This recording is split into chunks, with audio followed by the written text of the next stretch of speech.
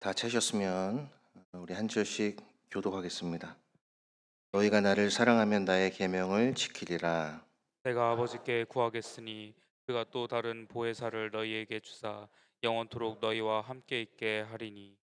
그는 진리의 영이라. 세상은 능히 그를 받지 못하나니 이는 그를 보지도 못하고 알지도 못함이라.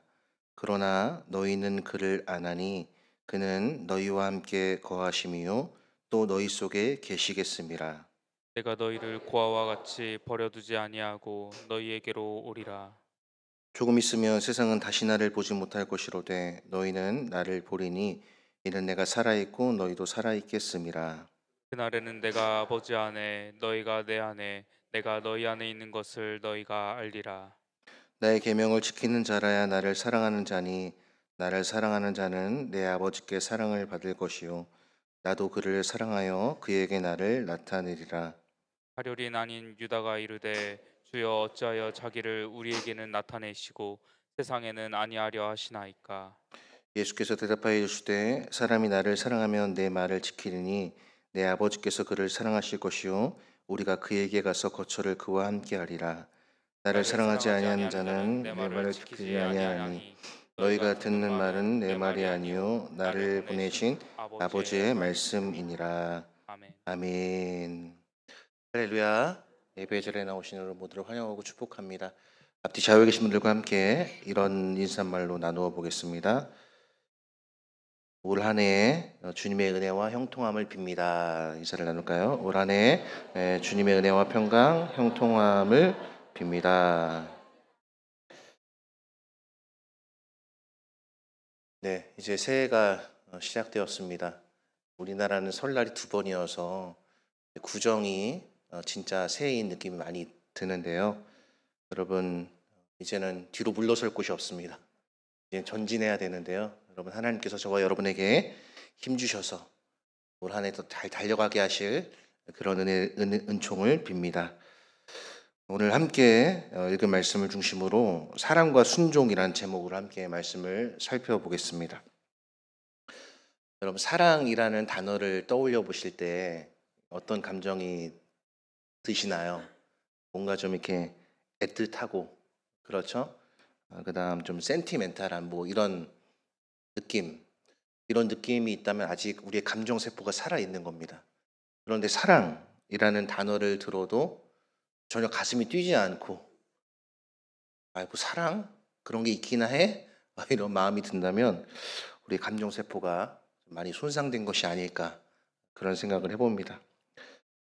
그러나 본문에서 말하는 사랑, 예수님께서 오늘 15절에서 너희가 나를 사랑하면 나의 계명을 지키리라라고 말씀하실 때 그 사랑은 좀 그런 느낌의 사랑 또는 그런 감정의 상태는 아니라는 것을 알 수 있습니다. 감정을 넘어서는 더 깊은 사랑이 있다는 것을 우리는 알고 있습니다. 예수님이 우리를 어떻게 사랑하셨는지를 생각해 보면 우리는 예수님께서 어떻게 이 말씀을 하셨는가를 알 수 있는데요. 예수님께서는 십자가를 지시기 전 저희들과 마지막 시간을 보내시며 지금 이제 말씀을 나누고 계신데 십자가를 지시기까지 요한복음 13장 1절에서 말씀하고 있는 것처럼 세상에 있는 자기 사람들을 사랑하실 때 끝까지 사랑하셨다라고 말씀하셨습니다. 그리고 아버지의 뜻대로 되기를 원합니다라는 겟세마네 동산에서의 기도, 그리고 다 이루셨다라는 십자가 위에서의 말씀, 이 모든 것들이 바로 예수님께서 하나님 아버지의 말씀에 순종하셨음을 보여주는 예수님의 사랑입니다. 이런 순종의 본을 보여주신 예수님께서 제자들에게 그리고 저와 여러분들에게 말씀하시죠. 나를 사랑하면 내 계명을 지켜야 한다. 우리가 신앙생활 하면서 이렇게 주님을 사랑한다고 말을 하고 막 주님을 찬양한다고 경배를 할 때 우리는 황홀경에 빠질 때가 있죠. 그렇죠? 정말 세상과 나는 간 곳 없고 구속한 주만 보이는 그러한 정말 황홀경과 같은 그러한 신앙의 상태를 경험할 수도 있습니다. 그러나 예수님께서는 그건 넘어서 그런 어떤 황홀감과 같은 그런 감정의 체험 넘어서의 사랑을 말씀하고 계십니다. 바로 그것이 나의 계명을 지키는 것이 나를 사랑하는 것이다라고 말씀을 하고 계시죠. 성경에는 이렇게 예수님의 말씀에 순종한 사람들이 있습니다. 특별히 지금 우리가 살펴보고 있는 요한복음의 맥락 속에서 누가 예수님의 말씀에 순종을 했는가를 생각해 볼 때 먼저 마리아를 생각해 볼 수 있습니다. 마리아. 예수님의 어머니였던 마리아. 요한복음 2장 5절에 나오는데요. 그때 마리아는 이렇게 말을 합니다. 그가 너희에게 무슨 말씀을 하시든지 그대로 하라. 즉 예수님의 말씀에 대한 절대적인 신뢰를 갖고 있었죠. 사실 순종하기 제일 어려운 이유는 무엇이냐면 어렵기 때문에 또는 내가 과연 이것을 할 수 있을까라는 저울질을 하기 때문에 사실 순종하는 것이 어렵죠. 그런데 마리아는 이 순종의 결과로 기적을 경험하고 많은 사람들이 그 포도주의 기쁨, 그 잔치에서의 기쁨을 누리게 됩니다. 또 요한복음 4장을 보게 되면 사마리아 여인이 있습니다. 이 사마리아 여인, 예수님의 말씀처럼 지금 있는 남편도 네 남편이 아니다. 얼마나 많은 상처와 얼마나 많은 좌절을 겪었겠습니까?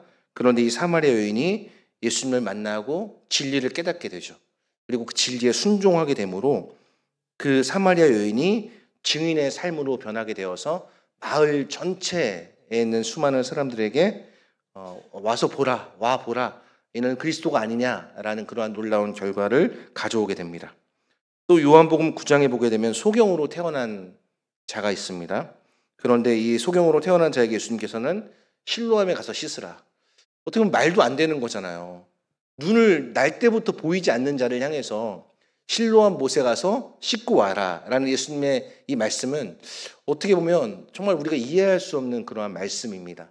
그런데 이 또 소경으로 태어난 자는 이 말씀을 순종해서 보게 되는, 그리고 예수님을 따르게 되는 놀라운 신앙 성장의 모범으로 나타나게 됩니다. 이처럼 마리아와 사마리아 여인과 소경으로 태어난 자를 통해서 우리들은 예수님의 말씀에 순종했을 때 놀라운 삶의 변화를 가져온 인물들을 살펴볼 수 있습니다. 이처럼 사랑하면 순종하게 됩니다. 그리고 순종하면 놀라운 일들을 경험하게 됩니다. 이렇게 사랑과 순종 그리고 놀라운 일, 이것은 다시 주님께 순종하는 이런 선순환의 구조로 이루어짐을 말씀하고 계시죠. 요한일서 5장 3절을 보면 이렇게 말씀하고 있습니다. 우리 자막을 보고 함께 읽어보겠습니다. 하나님을 사랑하는 것은 이것이니 우리가 그의 계명들을 지키는 것이라. 그의 계명들은 무거운 것이 아니로다 라고 말씀합니다. 여러분, 하나님을 사랑하는 것은 다른 것이 아닙니다. 하나님을 사랑하는 것은 뭐 금식하고 그다음 막 열광적으로 찬양하고, 이것도 물론 하나님을 사랑하는 것입니다. 그러나 성경에서 말씀하고 있는 하나님을 사랑하는 것은 그의 계명을 지키는 것이라고 말씀합니다. 그러면서 그의 계명은 무거운 것이 아니로다. 이 말씀은 무엇일까요? 우리의 삶에서 얼마든지 우리가 실천 가능하고 순종 가능한 것이 하나님께서 우리에게 주신 계명이라고 말씀하고 있죠. 구약 성경 창세기부터 말라기까지 39권을 탁탁 털털 털면 여러분 뭐와 뭐가 떨어질까요? 하나님 사랑과 이웃 사랑의 결론이 남습니다. 이 구약 성경의 결론은 바로 하나님 사랑과 이웃 사랑이죠. 그 예수님을 사랑한다는 것은 누구를 사랑하는 겁니까?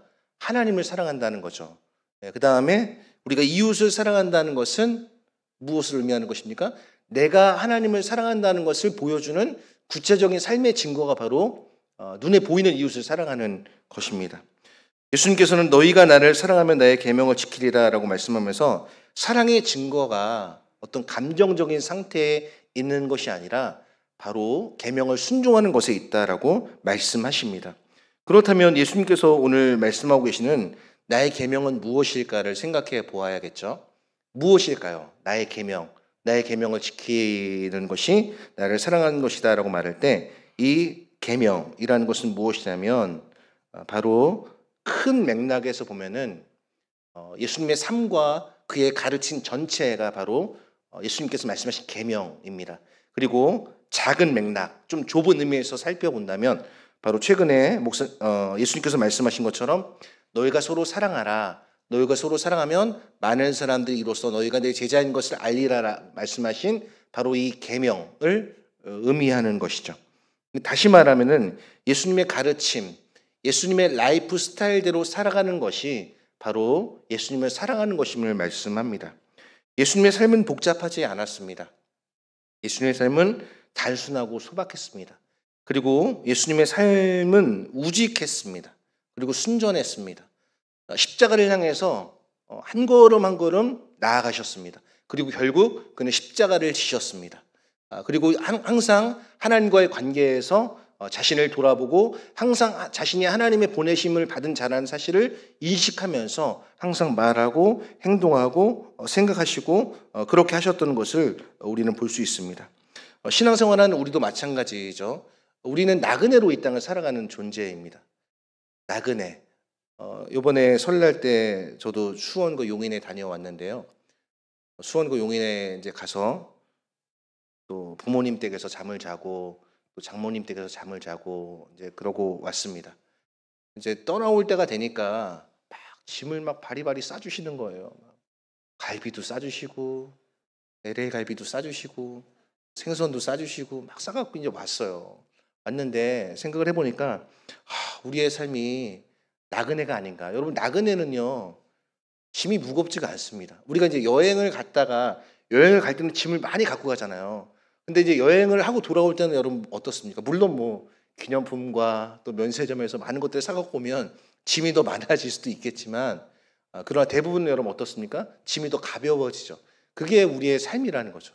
그러니까 우리가 예수님을 사랑한다고 말을 할 때 그것은 바로 예수님의 말씀을 순종하는 것, 바로 우리의 삶이 나그네와 순례자라는 것을 기억하며 매일의 삶 속에서 오늘 나에게 주어진 것에 감사하고 또 거기에 자족할 줄 아는 삶, 그것이 바로 신자의 삶이라는 것을 우리가 살펴볼 수 있게 되는 것입니다. 이처럼 사랑과 순종은 매우 밀접한 관련이 있죠. 사랑하면 순종하고 싶습니다. 그리고 순종하면 더 깊은 사랑을 하게 되죠. 부모와 자녀의 관계도 마찬가지죠. 여러분, 순종해야만 사랑받을 수 있는 것은 아닙니다. 그러나 사랑의 자연스러운 결과가 무엇입니까? 순종이죠. 순종. 우리가 가정에서 부모의 관계, 부모와 자녀의 관계를 보면 잘 알 수 있잖아요.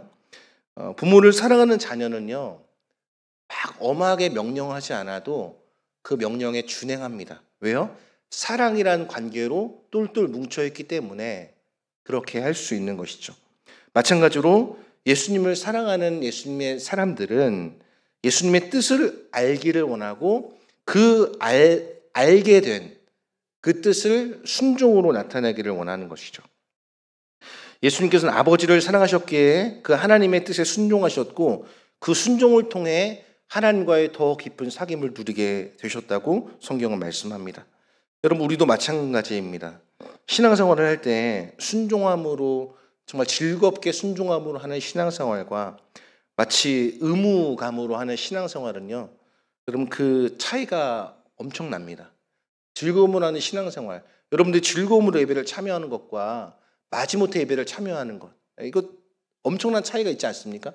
물론 우리가 의무적으로라도 기도의 자리에 참여하고 예배의 자리에 참여할 때 어느 순간 갑작스럽게 하나님의 은혜가 우리 가운데 임할 때도 있지만 우리가 즐거운 마음으로 즐거이 십자가를 지고 가는데 막 억지로 막 인상 팍팍 쓰면서 그렇게 지고 가는 것보다 그냥 즐거운 마음으로 주님께서 힘 주실 것을 기대하고 그렇게 지고 가는 마음과 정말 인상 쓰면서 막 오만 상을 쓰면서 그렇게 지고 가는 것은 차이가 있는 것이죠.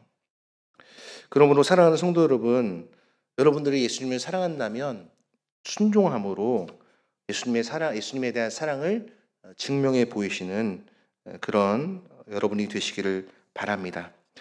두 번째는 16절과 17절 말씀인데요. 우리 같이 읽어보겠습니다. 16절 17절 말씀을. 내가 아버지께 구하겠으니 그가 또 다른 보혜사를 너에게 주사 영원토록 너희와 함께 있게 하리니 그는 진리의 영이라. 세상은 능히 그를 받지 못하나니 이는 그를 보지도 못하고 알지도 못함이라. 그러나 너희는 그를 아나니 그는 너희와 함께 거하심이요 또 너희 속에 계시겠음이라. 아멘. 예수님께서는 아버지께 기도를 하시죠. 그 기도의 제목의 내용은 또 다른 보혜사를 너에게 주신다는 것이죠.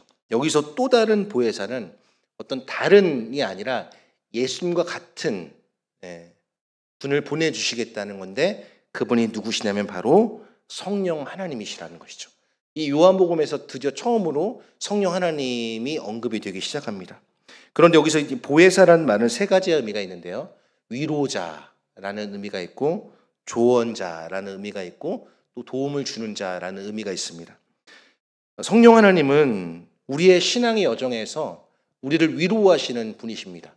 우리가 낙심할 때 성령님이 우리를 위로하시고 토닥여 주시고, 우리가 갈 바를 알지 못할 때 성령께서 우리의 갈 길을 인도해 주시는 조언자 역할을 하시고, 우리를 격려해 주시는 역할을 하시는 거죠. 특별히 여기서 나와 있는 보혜사라는 것은 법적 용어인데요. 변호사를 생각하시면 됩니다. 변호사. 여러분들이 변호사를 생각할 때 변호사는 어떤 의미를 줍니까? 어떻게 해서든 의뢰받은 그 사건을 위해서 최선을 다하는 것이죠. 이 사람이 억울하게 누명받지 않고 최선을 다해서 자신이 갖고 있는 법리적인 지식을 총동원해서 이 사람을 곁에서 변호해 주는 거죠. 성령님이 바로 이런 역할을 하시는 분이심을 말씀하고 있습니다. 그런데 이 성령님이 또 다른 보혜사라는 거예요.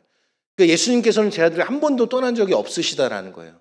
그러니까 우리는 신앙생활 하면서 불평할 때가 있잖아요. 어떨 때 불평하죠? 하나님, 제가 이렇게 힘든데 주님 저를 외면하시는 겁니까? 저를 도와주시지 않는 겁니까? 저의 삶 가운데 왜 이렇게 형통함의 은혜가 없는 것입니까? 라고 우리가 막 그렇게 불평할 때가 있잖아요. 그런데 주님께서 이렇게 말씀하시는 것이죠. 내가 너를 한순간도 떠난 적 없다. 주님께서는 성령으로 우리와 함께 하신다고 말씀하고 계시는 거예요. 그가 또 다른 보혜사를 너에게 주사 영원토록 너희와 함께 있게 하리니. 사실 우리와 영원히 함께하는 존재는 아무도 없습니다, 여러분. 여러분 옆에 정말 가깝게 지내시는 분도요, 영원히 여러분과 함께하지 않아요. 저도 이번에 부모님 뵙고 왔는데 이제 부모님의 주름이 더 깊어지시고, 그다음 이제 기력이 점점 더 이렇게 쇠해지는 그런 모습. 저희 아버지가 77이신데 귀가 잘 안 들리시는 거예요.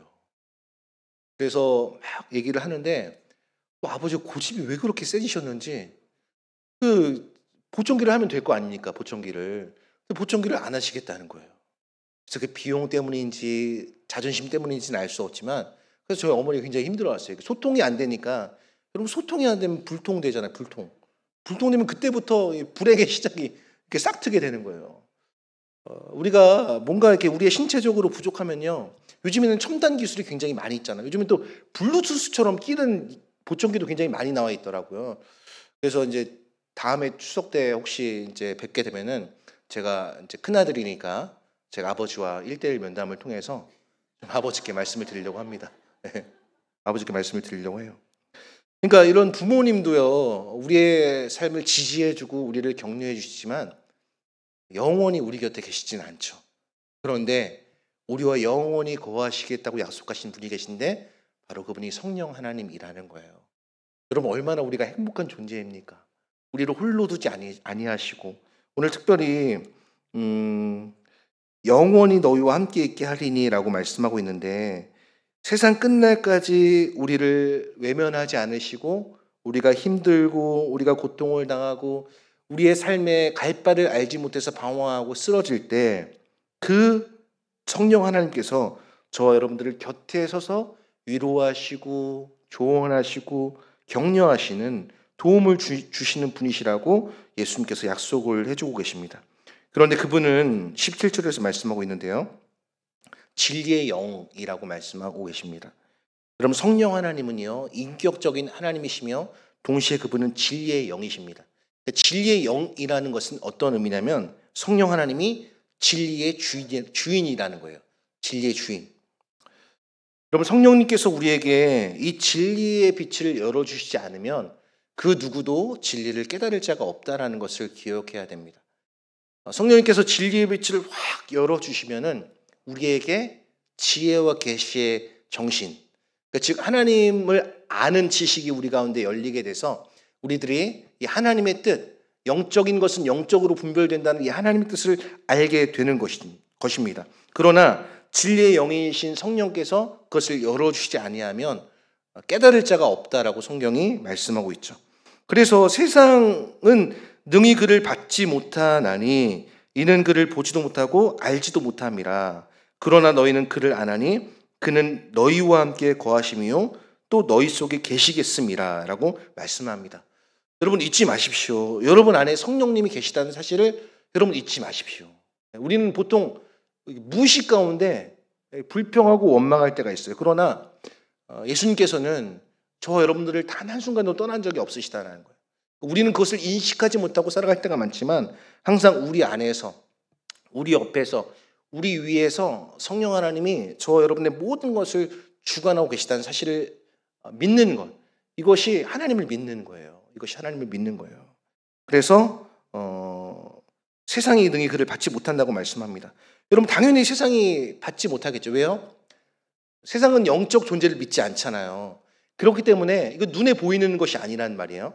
눈에 보이는 것이 아니기 때문에 세상은 그를 받지 못해요. 눈에 보이는 것이 아니기 때문에 그를 보지도 못하고 알지도 못한다라고 말씀합니다. 그런데 너희는 그를 아나니 그는 너희와 함께 거하시며 또 너희 속에 계시겠습니다. 얼마나 예수님을 믿는 것이 얼마나 우리 인생에 큰 활력과 어떤 삶의 원동력을 가져다 주는지를 말씀하고 계시는 거예요. 여러분 예수를 믿는다는 것은 단순히 어떤 내가 종교를 갖는다는 게 아닙니다. 예수를 믿는다는 것은 내가 이 세상에 존재하는 이유를 깨닫는 거예요. 그리고 내가 이 세상에 존재하는 동안 어떻게 살아가야 될지를 발견하는 거예요. 여러분 이것이 종교를 하나 갖는 것과 같습니까? 인생 전체를 바라보면서 하나님이 왜 나를 이 땅에 보내셨고 내가 예수를 믿음으로 하늘에서 어떤 기업을 얻게 될 것이고 이 땅에서 나의 시간과 나의 재정과 나에게 주어진 모든 재료들을 통해서 그리스도를 존귀하게 하려면 나는 어떻게 해야 되는 것인가를 깨닫는 것. 그렇게 살아갈 때 그 사람이 세월을 아끼면서 살아갈 수 있는 거예요. 보통 사람들이 생각을 할 때 시간이 매번 돌아오니까 영원할 것처럼 생각을 합니다. 그러나 여러분 모래시계를 아시죠? 모래시계. 모래시계는 어떻습니까? 이렇게 모래시계를 거꾸로 뒤집어 놓으면은 예를 들어 5분짜리 모래시계다. 그러면은 5분이 지나면 모래가 없어져요. 그게 우리 인생이라는 거예요. 여러분의 인생의 모래시계에 얼마나 많은 모래가 남아있는지를 한번 계수해 보세요. 저도 생각해 보니까 그렇게 많은 시간이 남아있지 않다라는 생각이 듭니다. 그래서 예수님께서 세월을 구속하라, 시간을 구속하라, 도도히 흘러가는 그 강 속에서 시간을 꺼내라라고 우리에게 말씀해 주시는 것입니다. 바로 이 순종의 조력자가 성령 하나님이라는 것을 말씀해 주고 계시죠. 그렇기 때문에 우리는 진리의 영으로서의 성령을 날마다 의지하고 성령 하나님께 간구해야 됩니다. 성령님 저에게 진리를 알게 해주십시오. 그럼 진리를 아는 것이 얼마나 행복한 것인지를 아세요? 어떤 목사님이 그런 말씀하시더라고요. 자기는 플라톤을 공부하고 사람으로 태어난 것이 너무나 감사했대요. 그리고 자기는 아우구스티누스를 공부하면서 자기가 기독교인이 된 게 너무 감사하다는 거예요. 여러분 사람으로 태어난 것에 감사해 본 적 있으세요? 그리고 여러분들이 내가 정말 만물의 이 근원이신 하나님을 알고 그분이 보내신 자 예수 그리스도를 믿고 우리 안에 성령이 내주하시는 것 때문에 정말 여러분 감격해 보신 적 있으세요? 정말 그렇구나. 내가 이 진리를 아는 자이구나. 내가 이제 여한이 없다. 이런 마음을 가져도 충분한 거죠. 그런 진리를 우리가 받게 된 거예요. 뿐만 아니라 성령 하나님은 우리의 순종을 도와주시는 분이신데 그것이 어떻게 가능하냐? 바로 우리 안에 내주하시는 성령의 은혜 때문에 가능한 거예요. 오늘 17절 마지막에 그는 너희와 함께 거하시며 또 너희 속에 계시겠습니다. 이것이 우리 가운데 내주하시는 성령의 은혜라는 것이죠. 그렇기 때문에 우리들은 순종이 어렵게 느껴지고 어떻게 해야 할지를 모를 때 성령님을 의지하면서 기도해야 되는 거죠. 성령 하나님, 제가 주님께 순종하고 싶습니다. 저에게 순종할 수 있는 힘을 주십시오. 여러분 하나님은 참 희한하게요. 순종하려고 하는 자에게 무엇을 열어주시냐면 순종할 수 있는 환경과 상황을 열어주세요. 내가 정말 새벽 기도를 하기 힘든 상황일 수 있잖아요. 근데 내가 하나님 저 새벽에 기도하지 않으면 사실 따로 시간을 떼어서 기도할 시간이 없어요. 하나님 제가 새벽 기도를 갈 수 있도록 도와주세요. 그렇게 하면은 하나님께서 참 기가 막힌 방법으로 상황과 환경을 열어주시는 거죠. 그런데 순종하지 아니하려고 하면 뭘 찾습니까? 핑계를 찾죠. 여러분 세상에서도 그런 말 있지 않습니까? 뭔가 하려고 하는 사람은 뭘 찾죠? 방법을 찾아요. 근데 뭔가 하려고 하지 않는 사람은 뭘 찾죠? 핑계를 찾습니다. 그러니까 신앙생활은 마찬가지예요. 내가 뭘 해야겠다. 그러면 방법을 자꾸 찾죠. 이렇게 하면 될까? 저렇게 하면 될까? 이렇게 한번 해볼까? 방법을 찾죠. 그래서 주님께 기도하고. 근데 하지 않으려면 나는 이래서 안 되고 저래서 안 되고 잠을 충분히 못 자서 안 되고 막 여러 가지 이제 변명들이 늘어나게 되는 거죠. 자, 세 번째는 바로 18절부터 24절까지의 말씀인데요. 이 순종의 결실이 무엇이냐? 그것이 바로 주님과의 연합이라고 말씀을 하고 계십니다. 18절 말씀입니다. 내가 너희를 고아와 같이 버려두지 아니하고 너희에게로 오리라. 그럼 고아 얼마나 안타까운 존재입니까? 고아 부모가 없는 존재. 그런데 지금 제자들이 처한 상태가 어떻다는 거예요? 고아와 같다는 거예요. 예수님이 지금 이제 제자들 떠나겠다고 말씀하시는 거잖아요. 그러니까 제자들이 얼마나 두려움과 공포와 불안에 떨었겠습니까? 그런데 그런 제자들을 향해서 내가 너희를 고아와 같이 버려두지 아니하고 너희에게로 오리라라고 말씀하고 계세요. 그럼 주님께서 다시 오신다는 것이요. 여러분 우리에게 얼마나 큰 소망이 되는지 모릅니다.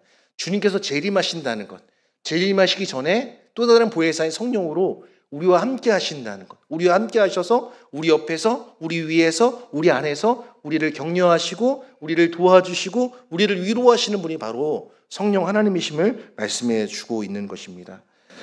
그러므로 사랑하는 성도 여러분, 우리가 말씀을 들은 것처럼 항상 하나님의 임재 가운데 살아가는 것. 여러분 하나님의 임재가 예배당 안에서만 있는 게 아닙니다. 얼마든지 여러분의 가정에서, 여러분의 일터에서 또는 여러분이 만나고 있는 사람들과의 관계 속에 얼마든지 주님의 임재가 있을 수 있다는 것을 우리는 기억해야 돼요. 왜요? 우리 안에 계신 성령님께서 우리와 함께 하시기 때문에 그런 것입니다. 뿐만 아니라 이렇게 하면은 우리는 아버지의 사랑을 받게 되고 예수님의 사랑을 받게 되고 예수님께서 우리에게 자신을 나타내신다고 말씀을 하고 있습니다. 그것이 21절 말씀인데요. 우리 21절 말씀을 같이 한번 읽어볼까요? 나의 계명을 지키는 자라야 나를 사랑하는 자니 나를 사랑하는 자는 내 아버지께 사랑을 받을 것이요 나도 그를 사랑하여 그에게 나를 나타내리라. 아멘. 나의 계명을 지키는 자라야 나를 사랑하는 자니 나를 사랑하는 자는 내 아버지께 사랑을 받을 것이요. 여러분 사랑받는 게 얼마나 존귀한 것입니까? 저는 가끔 그런 생각을 하거든요. 어떤 생각이냐면은 제가 뭐 그렇게 잘생긴 게 아니잖아요. 동의하시죠? 저렇게 잘생긴 얼굴, 저는 단 한 번도 지금까지 살면서 제 얼굴을, 제가 거울을 보면서 정말 잘생겼다 이렇게 생각해 본 적은 단 한 번도 없습니다. 그런데 그렇게 뭐 잘생기지도 않았는데 제가 한 여자에게 사랑을 받고 있잖아요. 그럼 얼마나 놀라운 거 아닙니까, 여러분? 여러분의 인생의 최고의 목표를 한번 수정해 보세요. 뭐냐면은 내 노후를 정말 안정적으로 보내야겠다. 뭐 이런 것도 좋습니다, 여러분. 건강하고 형통한 노후를 보내시기를 진심을 다해 축복합니다, 여러분. 그러나 그거보다 더 가치 있는 것은 뭐냐면은 나의 도움은 천지를 지으신 여호와께로서다라는 말씀이 있잖아요. 그러니까 그 천지를 지으신 여호와 하나님을 사랑하고 그분께 사랑받는 것을 여러분의 신앙의 최대의 목표로 한번 삼아보세요. 그렇게 한번 2025년을 한번 살아보세요. 그러면은 여러분들이 정말 하나님을 사랑하는 것이 이렇게 행복한 것이었구나. 하나님께 사랑받는 것이 이렇게 좋은 것이었구나. 그런 생각을 하게 되지 않겠습니까? 그런 한 해가 되시기를 바랍니다. 그렇게 주님께서는 우리에게 약속을 해주신 거예요. 이것이 바로 삼위 하나님과의 친밀한 교제죠. 여러분들이 신앙생활 하실 때요, 이 삼위 하나님을 늘 기억하세요. 성부 하나님, 성령 하나님, 성자 하나님. 우리가 이제 지난주에 말씀 여러분 기억하시나요? 삼일체 이야기, 사랑이라는 것을 생각해 봤을 때 사랑 그 자체가 있고 사랑하는 자가 있고 사랑받는 자가 있잖아요. 근데 사랑이나 사랑하는 자나 사랑받는 자는 동일하게 본질은 뭐예요? 사랑이라는 거잖아요. 이게 이제 삼일체를 그나마 이제 표현할 수 있는 방법인데, 여러분들이 이 하나님이 얼마나 높고 위대하신가를 우리 찬송하잖아요. 주님의 높고 위대하심을 내 영혼이 찬양하네. 근데 그 주님의 높고 위대하심이 어떤 것을 얘기하고 있어요? 막 우리 예배 시간에 하는 막 그런 것들을 얘기하고 있지 않잖아요. 뭐라고 얘기하고 있습니까? 고요하게 흐르는 시냇물과 우리 일상 속에서 보이는 자연. 저는 이번에 눈이 내렸거든요. 눈이 내렸는데 그 눈을 보면서 제가 깊은 묵상을 했습니다. 여러분, 저는 울산에 이제 5년째 살고 있는데요. 눈이 이게 눈인지 진눈깨비인지 빈지 모르겠는 것들은 몇 번 봤어요. 그런데 단 한 번도 자고 일어났더니 온 세상이 하얗게 변한 적은 없었거든요. 근데 이번에 이제 수원고 용인에 갔는데 부모님 댁에 가서 이제 월요일 밤에 도착을 해서 부모님 댁에 자고 아침에 눈을 떴는데 와, 그 노랫말 가사처럼 펄펄 눈이 옵니다. 하늘에서 눈이 옵니다. 그게 그대로 제 눈앞에서 펼쳐지는 거예요. 그런데 막 그냥 겨울에 그 앙상한 가지들에 눈만 얹어졌을 뿐인데요. 와, 그 나무들이 작품이 되는 거예요. 근사한 존재가 되는 거예요. 평소에는 사진도 안 찍었거든요. 그런데 갑자기 그곳이 정말 멋진 배경과 사진을 찍을 수 있을 만한 아름다운 장소로 변해 버리더라고요. 여러분, 주님의 은혜가 이와 같은 거죠. 우리는 볼품없는 존재란 말이에요. 우리는 시간이 지나면 머리도 점점 없어지고, 그 다음에 피부에 기미와 주근깨도 생기고, 그 다음에 살도 처지고, 또 그렇잖아요. 그런데 이런 존재 가운데 주님이 우리 가운데 오셔서, 성령님이 오셔서 우리를 하나님의 자녀 삼아주시고 주님의 성전 삼아주시고 하나님을 찬송하는 의의 열매로 우리를 삼아주신다는 것이 얼마나 크고 행복한 일인가를 그 눈을 통해서 발견하게 됐어요. 이 일상 속에서, 여러분, 그 일상 속에 얼마나 하나님이 아주 열심히 일하고 계신가를 여러분 한번 생각해 보세요. 하늘의 별들을 보면서 아브라함에게 주신 축복들을 떠올려 보면서 하나님, 저에게도 이런 은총 주세요. 그 다음에 낮의 해를 보면서, 밤의 달을 보면서, 저 무동산을 보면서 눈을 들어 산을 보아라. 너의 도움 어디서 오나? 너의 도움 천지를 지으신 여호와께서로다. 라는 그러한 묵상을 할 수 있어야 되는 거죠. 그게 우리 일상 속에서 동행하는 하나님을 만나는 방법이라는 거예요. 그러면서 이제 예수님께서는 이렇게 말씀하고 계십니다. 오늘 23절을 보시면은 예수께서 대답하여 이르시되 사람이 나를 사랑하면 내 말을 지키리니 내 아버지께서 그를 사랑하실 것이요 우리가 그에게 가서 거처를 그와 함께 하리라.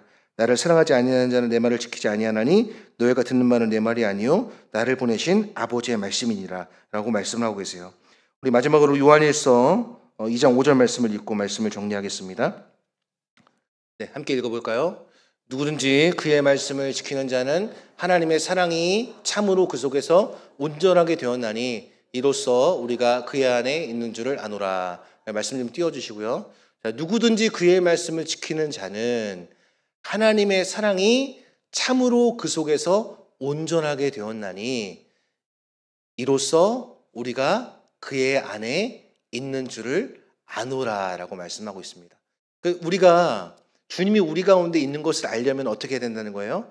우리가 하나님의 말씀을 순종할 때 지키면 비로소 주님이 우리 안에 계시는구나 라는 것을 우리가 깨닫게 된다는 것을 지금 말씀해 주고 있습니다. 사랑은 순종을 낳습니다. 그리고 순종은 더 깊은 사랑으로 이어지고 그 깊은 사랑이 다시 순종으로 계속해서 선순환의 일들을 만들어내고 있습니다.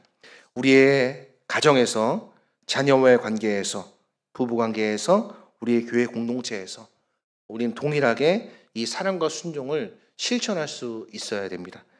주님의 주님을 사랑하기 때문에 주님의 말씀을 순종하고 주님께 순종했더니 우리 가운데 놀라운 일을 행하여 주시고 그 놀라운 일이 더 주님을 사랑하는 이러한 아름다운 일들이 올 한 해 저와 여러분의 범사와 일상 가운데 충만하게 되시기를 우리 주님의 이름으로 간절히 소망하며 축복합니다.